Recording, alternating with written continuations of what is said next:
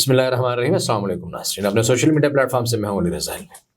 ہمارے ساتھ تشریف فرما ہے مجلس وحدت مسلمین کے مرکزی جنرل سیکرٹری ڈاکٹر ناصر عباس شرائع صاحب، ایڈوکیٹ. تنظیم کے تو مرکزی جنرل سیکرٹری ہیں بھی صحیح، لیکن یہ اپنا ایک تھنک ٹینک چلاتے ہیں جو خاص طور پر مشرق وسطیٰ کی صورت حال کے اوپر چیزوں کو دیکھتا ہے، ریسرچ کرتا ہے اور اپنی رپورٹ جاری کرتا ہے. تو اس لیے ہم نے ان کو تکلیف دی ہے تاکہ فلسطین کے معاملے پر ان سے بات چیت کی جا سکے. جناب ڈاکٹر ناصر عباس شرائع صاحب، آپ کا بہت شکریہ، آپ نے ہمارے لیے وقت نکالا. علی رضا علمی صاحب، آپ کا بہت شکریہ اور آپ کے چینل کا بہت شکریہ. شرائع صاحب، ہم دیکھ رہے ہیں کہ ایک لمبا ہی عرصہ ہو گیا ہے یہ فلسطین کی جنگ جو ہے مسلسل بڑھتی چلی جا رہی ہے، اور عالمی ضمیر بھی بڑے ہی مزے سے سو رہا ہے. یہ جو چھوٹے چھوٹے جانوروں کے اور چوہوں اور بلیوں کے اوپر جن کی غیرت جاگ جاتی تھی، ان کے رائٹس کے اوپر، فلسطینی بچوں کے اوپر ان کی غیرت نہیں جاگ رہی ہے. اور ابھی رمضان بھی آ گیا ہے اور اب وہاں سے آنے والی رپورٹس بھی ہم دیکھ رہے ہیں، رفح پہ بھی حملے ہو رہے ہیں. کیا کہتے ہیں آپ اس میں؟ جی شکریہ. میں سمجھتا ہوں کہ بہت امپورٹنٹ موضوع ہے جس پہ ماہ رمضان میں آپ بات کر رہے ہیں. میں اس کی کچھ امپلیکیشنس کے اوپر بات کرنا چاہتا ہوں، کچھ ڈائمینشنس کو اوپن اپ کرنا چاہتا ہوں. ایک بات یہ ہے کہ جس کو آپ نے انیشیٹ کیا کہ وہ ویسٹرن ورلڈ کے جو ہیومن رائٹ کی ایڈوکیٹ سمجھتی ہے خود کو، وہ کیوں یہاں پر جو ہے وہ اپنا رول پلے نہیں کر پا رہی. تو میں سمجھتا ہوں کہ چونکہ ویسٹ اپنے آپ کو نارمیٹو پاور کہتا ہے، یعنی وہ پاور کی جو ویلیوز اور ایتھکس اور انسانی حقوق، عورتوں کے حقوق، بچوں کے حقوق، جانوروں کے حقوق، ڈیموکریسی، آزادی اظہار رائے، اس طرح کے جو پرنسپلز ہیں ان کی بنیاد کے اوپر اپنی فارن پالیسی کو ایکسٹینڈ کرتے ہیں. تو میں سمجھتا ہوں کہ ان کا چہرہ انکور ہو گیا ہے کہ یہ صرف ان کے سلوگنز تھے. ان ہاتھی کے دانت کھانے کے اور ہیں اور دکھانے کے اور ہیں، اور لہٰذا یہ ان کی جو ہپوکریسی اور آپ کہہ لیں کہ ان کا جو دوہرا چہرہ ہے، یہ بڑے واضح طور پہ بے نقاب ہوا ہے. یہ سامنے نہیں آیا، یہ بے نقاب ہو گیا، یہ نقاب اتر گیا، ان کی ریالٹی سامنے آ گئی. اور اس ریالٹی کی بنیاد پہ آپ دیکھ رہے ہیں کہ جو زندہ ضمیر ہیں بالخصوص ویسٹ کے اندر، وہ کتنی بڑی سطح پہ مزاحمت کر رہے ہیں، کتنی بڑی سطح پہ لوگ کھڑے ہیں. ویسٹ نے اپنی تاریخ میں اتنے بڑے مظاہرے نہیں دیکھے ہوں گے اور اتنے کنسسٹنٹ مظاہرے نہیں دیکھے ہوں گے جو ویسٹ کے اندر ہیں. لہٰذا یہ بیریئر بھی ختم ہو گیا ہے کہ ہر وہ بندہ، یعنی اگرچہ یہ مسئلہ مشرق وسطیٰ کے اندر ہے، اگرچہ مسئلہ جو ہے وہ امت مسلمہ کے لوگوں کے ساتھ ظلم زیادہ ہو رہا ہے، لیکن جو ریسپانس آ رہا ہے عوامی، وہ ویسٹ کے اندر زیادہ آ رہا ہے. تو یہ اس مسئلے نے اپنا یہ کنیکشن کہ یہ کسی خاص سیکٹ یا اسکول آف تھاٹ کے ساتھ اٹیچ ہے، وہ کھو دیا ہے، اور یہ دنیا بھر کے زندہ ضمیروں کا مسئلہ بن گیا ہے. یہ ظالم اور مظلوم کا مسئلہ بن گیا، اور ایک نئی ایکویشن جو ہے وہ دنیا کے اندر سامنے آنا شروع ہو جائے گی. یعنی ممکن ہے کوئی ظالم ہو جو مسلمانوں کی صفوں میں بیٹھا ہو، اور کوئی ظالم کا مخالف ہو جو فرض کریں کہ یورپ کے اندر اور امریکہ کے اندر بیٹھا ہو. تو ایکویشن جو ہے وہ چینج ہوئی. صحیح. تیسرا یہ ہے کہ یہاں اسرائیل وہ اسرائیل تھا کہ جو چند گھنٹوں میں تمام عرب ممالک کو شکست دینے کی سائملٹینیسلی شکست رکھتا تھا.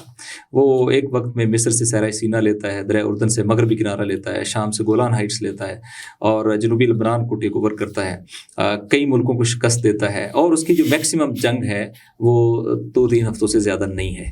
اس کے بعد جو ان کی فلسطینیوں کے ساتھ بھی میکسیمم ان کی لڑائی رہی، وہ بھی 66 ڈیز تقریباً جو ہے وہ 50 ڈیز کچھ ہے جو 2014 کے اندر ہوئی. اور لبنان کے ساتھ ان کی 30 ڈیز 33 ڈیز وار وہ مشہور ہے. اس سے بڑی جنگ کبھی اسرائیل نے نہیں لڑی ہے.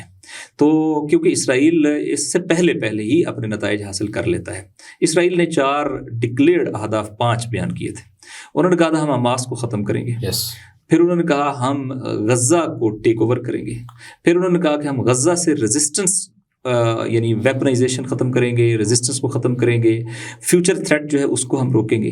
اور پھر انہوں نے کہا کہ ہم جو ہے وہ یہاں سے اپنے جو لوگ اس وقت حماس کی تحویل کے اندر ہیں، ہم ان کو جو ہے وہ واپس لیں گے. آج 6واں مہینہ شروع ہو گیا ہے. اسرائیل اپنی تاریخ کی طویل ترین جنگ لڑ رہا ہے، اور یہ جنگ نہیں لڑ رہا ہے، جینوسائیڈ کر رہا ہے. یہ جو مظلوم بنے تھے پوری دنیا کے اندر کہ ہمارے ساتھ جینوسائیڈ ہوا ہے اور ہمارے خلاف ایتھنک کلینزنگ ہوئی ہے اور ہمارے استحصال کیا گیا ہے، آج پوری دنیا کے لیے ویزیبل ہے کہ یہ کلینزنگ کرنے والے ہیں، یہ استحصال کرنے والے ہیں. ان کا استحصال نہیں ہوا بلکہ یہ جینوسائیڈ کر رہے ہیں. آپ کو اس جینوسائیڈ کے لیے جو انہوں نے بیان کیا ہے ڈاکومنٹ جمع کرنے پڑیں گے، لیکن جو جینوسائیڈ اس وقت ہو رہا ہے یہ ڈاکومنٹڈ ہے، لائیو ہے، پوری دنیا دیکھ رہی ہے، اور اس کو یہ انڈینائبل فیکٹس جو ہے نا وہ ہے.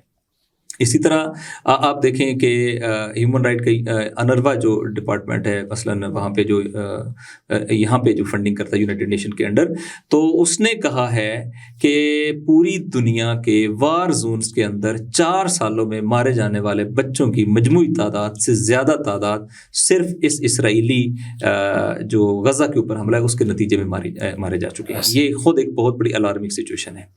ग्राउंड ये है कि इसराइल ने दूसरा हदफ ये किया कि हम जो है वो हमास को टेक ओवर करें, हमास को ख़त्म करेंगे। आप देखें कि इस वक्त जो है वो किसके साथ मुज़ाकरात कर रहे हैं, हमास के साथ। इसका मतलब है वाज़े तौर पे आपने शिकस्त कबूल कर ली कि जिसको आपने ख़त्म करना था आप 6 माह बाद भी उसको ख़त्म नहीं कर पा रहे बल्कि उसके साथ डायलॉग करने पे मजबूर हुए हैं। आपने कहा था कि हम जो है वो गज़ा को टेक ओवर करेंगे। गज़ा क्या है? गज़ा 40 किलोमीटर लंबी और मिनिमम 5 किलोमीटर चौड़ी और बाज़ जगहों से 11 या 12 किलोमीटर चौड़ी एक पट्टी है जो चारों तरफ से इसराइल में घिरी हुई है, जिनके पास ग़िज़ा, खुराक, दवा नहीं है, जो 6 माह से पूरी दुनिया के साथ डिसकनेक्टेड है, जहाँ मैक्सिमम जिन घरों को खाने की सहूलियात मुयस्सर हैं वो दिन में एक टाइम खाना खाते हैं और वो खाना नहीं होता है, वो जस्ट इतनी फूड होती है कि जिससे वो सर्वाइव कर सके। उस गज़ा को अभी तक इसराइल अपनी तमाम तर मिलिट्री माइट के बावजूद टेक ओवर नहीं कर सका है। रोज़ाना की बुनियाद पे इसराइल को अपनी रेजिस्टेंस के मुकाबला करना पड़ता है और अपने फौजियों को मरवाना पड़ता है। यानी आज भी मुज़ाहमत जो है वो इंटैक्ट है, अपनी जगह पर खड़ी है। तो ना मुज़ाहमत को ख़त्म कर सके ना गज़ा को टेक ओवर कर सके, एक छोटे से टाइनी एरिया को टेक ओवर नहीं कर सके। फिर यानी इतना एरिया इसके बारे में कहा जाता है कि इसराइल अगर सिर्फ अपने टैंक के लिए ये पार्किंग बना दे तो ये पार्किंग में भी 1 इंच नहीं बाकी बचेगा। इतने सारे एरिया को 6 महीने की मुसलसल एफर्ट, आलमी सपोर्ट, अमेरिकन सपोर्ट, लॉजिस्टिक्स और हर तरह के सपोर्ट के बावजूद वो उसको टेक ओवर नहीं कर सके। ये दूसरी नाकामी। तीसरा उन्होंने कहा कि हम जो है वो रेजिस्टेंस को ख़त्म करेंगे। मैंने अभी बताया कि रेजिस्टेंस अभी भी हो रही है और मुसलसल हो रही है और वो कोई एक एरिया ऐसा नहीं है जिसको रिटेन कर, वो आते हैं मुख्तलिफ एरियाज़ के अंदर पेनिट्रेट करते हैं लेकिन रिटेन नहीं कर सकते, क्योंकि ये 360 वार है जिसके बारे में कहा जाता है कि ये वार है फ्राम रबल, वार है फ्राम विंडो, वार है फ्राम मसलन डोर, वार है फ्राम ज़मीन, अंडरग्राउंड, ग्राउंड, हर जगह से ये जंग होगी। तो ये 360 वार इसराइल के लिए लड़ना, वो हमेशा 360 वार वो जीतता है जो सन ऑफ द साइल हो। तो ये उस लिहाज से बहुत पावरफुल है। और फिर यकीनी तौर पे आपने देखा कि वो जो लोग थे उनको भी वापस ले जाने में कामयाब नहीं हो सके और एक बंदा भी मिलिट्री यूज़ करने के नतीजे में इसराइल नहीं ले सका है। तो नतीजा ये है कि इसराइल ने जो डिक्लेयर अहदाफ किए थे उसमें नाकाम हो गया है। अब वो अपनी नाकामी को छुपाने के लिए क्या कर रहे हैं? औरतों को कत्ल कर रहे हैं, बच्चों को कत्ल कर रहे हैं, सिविलियन इंफ्रास्ट्रक्चर तबाह बर्बाद कर रहे हैं, जो तमाम आलमी कवानीन हैं वो उनको पामाल कर रहे हैं, एथनिक क्लिनजिंग कर रहे हैं, बुनियादी इंसानी हकूक़ की पामाली कर रहे हैं और बेसिक नेसेसिटी ऑफ लाइफ जो है वो कट डाउन कर रहे हैं। एक मुहासरा है जो बदतरीन है दुनिया के अंदर और ज़ाहिर है कि इसके नतीजे में अब जब इस कैफियत से निकलेंगे और बिलाखिर ये जंग ख़त्म होगी, जब भी इस कैफियत से निकलेंगे तो बज़ाहिर आपको डिवास्टेटेड पैलेस्टाइन नज़र आएगा, गज़ा नज़र आएगा, लेकिन प्रैक्टिकली जो तबाह हो चुका होगा वो इसराइल और उसका इमेज तबाह हो चुका होगा और इसराइल बदतरीन डिक्लाइन से शिकार होगा और इसराइल की मौजूदा हुकूमत जो है जिसके खिलाफ अभी एजिटेशन शुरू हो गए हुए हैं, बहुत शदीद मुजाहरे चल रहे हैं, वो अपने आप को बाकी नहीं रख सकेगी। तो ये खून की इस वक्त ताकत के मुकाबले में लड़ाई है और बदकिस्मती से खून तनहा है। उनकी जो सपोर्ट है सिवाय जमहूरी इस्लामी ईरान और या रेजिस्टेंस का एक ब्लॉक है जिसमें यमन है, जिसमें लेबनान है, जिसमें इराक है, जिसमें जो है वो सीरिया है और इनके साथ मरबूत लोग हैं। इसके अलावा रेस्ट ऑफ द वर्ल्ड जो वेल रिच इन रिसोर्सेज है, गल्फ कंट्रीज़ है, इस्लामिक कंट्रीज़ हैं, वो सारे के सारे उनको बुनियादी ज़रूरियात भी प्रोवाइड नहीं कर पा रहे हैं या नहीं कर रहे। तो ये अगर ये वीकनेस ना होती तो जंग तो बहुत पहले से चेंज हो चुकी होती। अगर फ़लस्तीनियों को बुनियादी ज़रूरियात जो है वो इंसानी हकूक़, लेकिन इतनी लंबी जंग इसी तरह चलती रहती है, इसी तरह बमबारी होती रहती है, उनके घर तबाह हो जाते हैं, वो बच्चे, औरतें, नस्लें तबाह हो जाती हैं, तो फिर क्या हासिल होगा? यानी कोई लड़ने के लिए बचेगा तो लड़ेगा। देखिए वो तो कहता है सीधा नेतन्याहू, मुझे तो बंदों की ज़रूरत नहीं, मैंने तो ये ज़मीन काबू करनी है और ये खाली करानी है। तो अगर वो ज़मीन खाली कराने में कामयाब हो जाता है, अल्लाह ना करे कि ऐसा हो, हमारी हमदर्दी है फ़लस्तीनियों के साथ और मजलूमों के साथ, तो ये अगर इसी तरह जारी रही तो वो तो आए बमबारी की उधर मैं इसको कैसे चलेगा? मैं अर्ज करता हूँ, ये चूंकि जब जबर चल रहा होता है ना तो उसे अंडरस्टैंड नहीं कर रहा होता कि एंड पे वो खाई है जिसमें वो गिरने वाला है। उस वक्त तक उसके लिए रोड बड़ा स्मूथ होता है, یہ کھائی کے آنے سے پہلے کے مراحل ہیں جس کی وجہ سے لگ رہا ہے کہ وہ اچیومنٹ کر رہے ہیں. میں نے بتایا کہ جو اچیومنٹ، یہ اچیومنٹ میں نے تو نہیں کہی، یہ اچیومنٹ تو نیتن یاہو نے اپنی تقریر میں کہی، اور ان اچیومنٹ میں سے ایک کو بھی وہ حاصل نہیں کر سکے. اس کا مطلب یہ ہے کہ وہ فلسطینی کو توڑ نہیں سکے، ان کی ول کو بھی توڑ نہیں سکے، ان کی مزاحمت کو بھی توڑ نہیں سکے. ٹھیک ہے، وہ صرف ظلم اور جارحیت کر رہے ہیں، عورتوں اور بچوں کو مار. کبھی آپ نے سنا ہے کہ فلسطین کے یا غزہ کے علاقے کے اندر کوئی 100 خواتین، عورتیں، بچے یا بیوگان جو ہیں وہ نکل کے انہوں نے مظاہرہ کیا ہو حماس کے خلاف؟ اس کا مطلب ہے وہ لوگوں کو حماس سے بھی ڈیٹیچ نہیں کر سکے، لوگوں کی ایک مظاہرہ بھی نہیں. لیکن کیا اسرائیل کے اندر اس وقت مظاہرے ہو رہے ہیں یا نہیں ہو رہے ہیں؟ بہت زیادہ مظاہرے ہو رہے ہیں. تو دیکھیں یہ ابھی ڈسٹ بیٹھنی ہے جس دن یہ جنگ الٹیمیٹلی سیز فائر ہونا ہے. جب ڈسٹ بیٹھنی ہے تو تاریخ نے کیا لکھنا ہے؟ اسرائیل کی ملٹری مائٹ کا فیلئر لکھنا ہے. لکھا جانا ہے کہ جو اسرائیل اس چھوٹی سی ٹائنی سٹیپ کے اندر کامیاب نہیں ہو سکا، وہ لیبنان سے کیا لڑے گا، وہ سیریا سے کیا لڑے گا، وہ ایران سے کیا لڑے گا، وہ عراق سے کیا لڑے گا.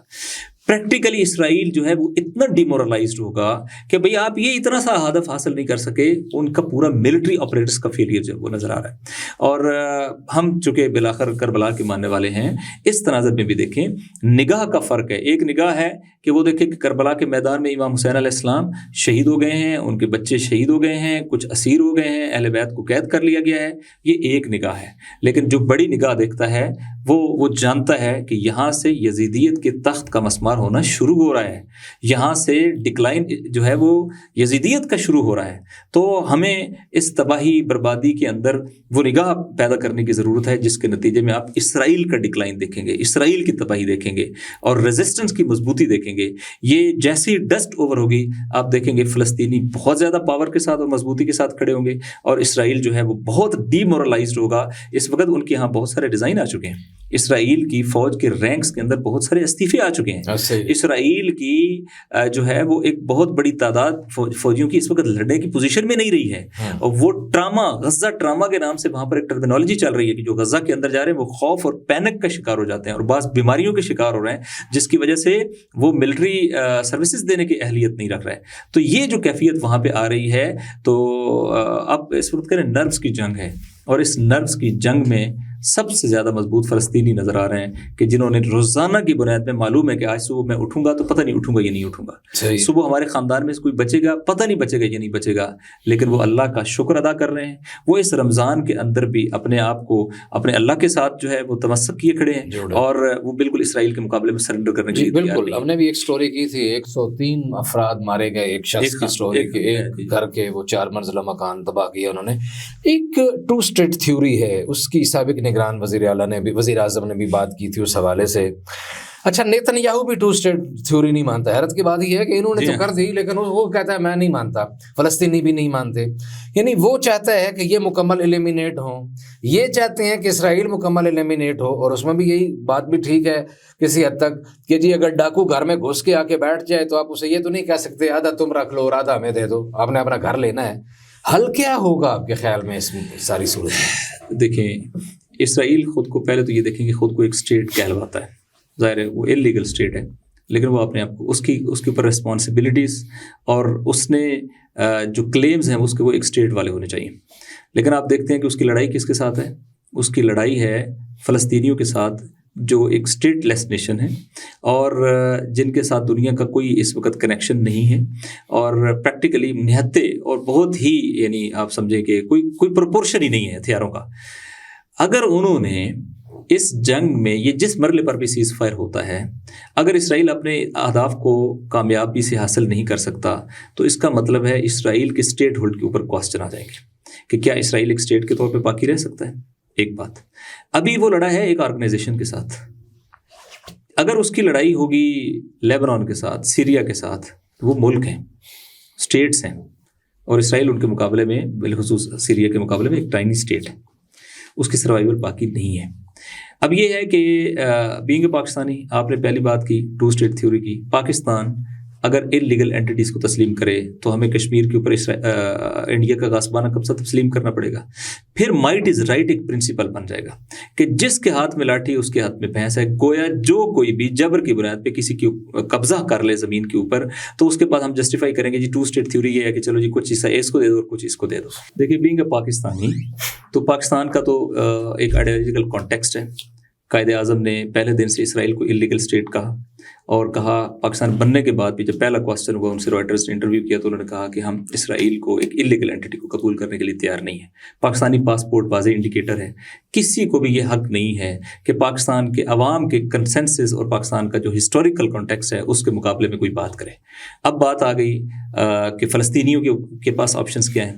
تو میں نے بتایا کہ اسرائیل جو ہے وہ اس وقت اپنے ڈکلائن کی طرف جو ہے وہ بڑھ رہا ہے. وہ پولیٹیکل فیلئر ہے، اس کا ملٹری فیلئر ہے، اس کا سوشل فیلئر ہے، اس کا جو ہے وہ امیج جو ہے وہ اس کا سافٹ امیج جو ہے اس وقت دنیا کے اندر نہیں رہا، تو وہ بھی فیلئر کا شکار ہو گیا. اب یہ ہے کہ فلسطینیوں کا کیا کہنا ہے. فلسطینیوں کا یہ کہنا ہے، اور یہ بڑی ایک لیجٹمیٹ بات ہے، کہ اگر مائٹ از رائٹ کی بنیاد پہ ہم یہ تسلیم کر لیں کہ کبھی یہاں پہ اسرائیل نے آ کے قبضہ کیا تھا اور آپ کو اس نے اس کے اپنی میجورٹی لینڈس نکال دیا، اور اب 2 اسٹیٹ بن جائے، گویا آپ اس کے انلیگل آکوپیشن کو قبول کر لیں، منظور کر لیں، تو اس کا مطلب ہے دنیا آئندہ اس پرنسپل پہ گورن کرے گی کہ جس کے پاس بھی مائٹ از رائٹ، یعنی جس کے پاس لاٹھی اس کی بھینس، جو بھی پاور سے آپ کو آپ کے گھر سے نکال دے اور نکالنے کے بعد آپ کو سرونٹ کوارٹر دے دے اور کہے کہ یہ سرونٹ کوارٹر اب آپ کا اور یہ گھر میرا ہے، اور یوں 2 اسٹیٹ تھیوری بناتے ہیں، تو یہ پریکٹیکلی کوئی چلنے والا سلوشن نہیں ہے، جو کہ اس کی گراؤنڈز ہی نہیں ہے، اس کی جو ہے وہ اس کی ٹانگیں نہیں ہے کھڑے ہونے کے لیے. لہٰذا یہ وہ نہیں کر سکتا. ہاں، وے آؤٹ کیا نکلے گا؟ اگر کوئی ریفرینڈم کرانا ہے، فلسطینی اس کے لیے تیار ہے. فلسطینی کہتے ہیں صبر ہمارے فلسطینی کو رائٹ ٹو ریٹرن ہوم ہونا چاہیے، وہ ریفرینڈم کرا لیں. آج بھی ریفرینڈم میں ان کی اکثریت ہے. اس کے علاوہ اگر آپ کوئی پرنسپل بنانا چاہیں گے تو یہ غاصب کو کسی طور پر بھی یہ حق نہیں ملتا، کہ چونکہ اس کے غصب کو اور قبضے کو 50 سال ہو گئے ہیں یا 70 سال ہو گئے ہیں، لہٰذا آپ اس کو لیجٹمائز. تو جو قبضہ ہے وہ کبھی بھی غیر قانونی ہی رہتا ہے، وہ کبھی قانونی نہیں ہو سکتا ہے. ٹھیک ہے. باقی اگر ریزسٹنس نے طے کرنا ہے تو ریزسٹنس جو ہے وہ ایک ایسے مرحلے میں آ گئی ہے کہ وہ ریٹرن نہیں ہو سکتی ہے. اور یہ بات درست ہے، اس مرحلے پہ 2 اسٹیٹ تھیوری کی جو باتیں کی جا رہی ہیں، یہ بھی اگر پریکٹیکلی اسرائیل کو قبول اس لیے نہیں ہے کہ اس کے نتیجے میں اسرائیل کو ایک سامنے اسٹیٹ کے طور پہ فلسطین کو قبول کرنا پڑے گا، اس کو رائٹس دینے پڑیں گے، وہ پریزن اس کی ختم کرنی پڑے گی. تو اسے تو یہ مرحلہ بھی اپنے لیے ایک موت نظر آتا ہے. اس کا صرف ایک سروائیول ہے، اور وہ سروائیول ہے کہ تمام فلسطینی جو ہے وہ کینچووں اور جانوروں کی طرح زندگی گزر کریں، ان کے پاس کوئی ٹائٹل نہیں ہو اور کسی طرح کا ان کے ساتھ دنیا جو ہے وہ کھڑی نہیں ہو سکے. تب اسرائیل جو ہے وہ سمجھتا ہے کہ اپنے آپ کو بچا سکتا، بچا تب بھی نہیں سکتا. میں نے یہ ایریا دیکھا ہے. میں آپ کو بتاتا ہوں، ریزسٹنس اس وقت اپنی تاریخ کے مضبوط ترین بنیادوں کے اوپر کھڑی ہے، اور اسرائیل جو پہلے گریٹر اسرائیل کے خواب دیکھتا تھا، اب وہ اپنی باؤنڈریز کو ڈیفینڈ کرنے پر مجبور ہے، جو اس کے ڈکلائن کو انڈیکیٹ کرتے ہیں. اسرائیل اس حالت میں سروائیو نہیں کر سکتا ہے، اور یہی کورس آف دا ہسٹری یہ ڈیفائن کرے گا کہ فلسطین جو ہے وہ دوبارہ سے آزاد ہوگا، اور یہاں پر جو ہے وہ بہرحال ایک آپ سمجھیں کہ عوامی رائے سے ان کے لوگوں کی بنیادی حقوق جو ہے ان کو پروٹیکٹ کیا جائے گا. مجلس وحدت مسلمین کے مرکزی جنرل سیکرٹری جناب ڈاکٹر ناصر عباس شرائعی صاحب، آپ کا بہت شکریہ ہمارے لیے وقت نکالا. حاضرین، اگر ابھی تک آپ نے ہمارا چینل سبسکرائب نہیں کیا تو آپ سے التماس ہے کہ چینل سبسکرائب کر دیں، لائک کریں، کامنٹ کے ذریعے ہماری رہنمائی کریں. الرضا کو اجازت دیجیے. اللہ نگہبان.